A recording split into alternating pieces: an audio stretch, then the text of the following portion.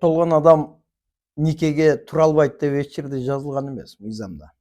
Ошондуктан эгерде соттолгон адам өз эрки менен бирөөгө никеге турууга ар жаза турган болсо, бул ошол абактын администрациясы тарабынан милдеттүү түрдө каралыш керек.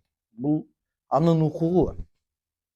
Эгерде ошол эркиндикте турган аял менен же болбосо эркиндикте турган эркек менен никеге туруу экөөнүн өз эркин ниети боло турган болсо, бул укугун ишке ашыра алат жана мамлекеттик органдар буга шарт түзүп берет.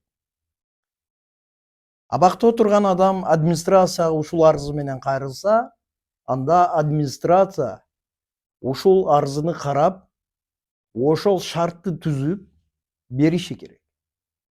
Андан кийин ал нике тиешелүү ыйгарымдуу органдар тарабынан никелешүү процедурасы өтөт. Ошондуктан сиздер башка бир баланып калышы мүмкүн. Эгерде адам 3 жылдан ашуу эркиндигинен ажыратуу менен байланышкан жаза менен жазаланса, нике ажыратылышы мүмкүн. Ушул процедура бул ажырашуу маселесине тиешелүү.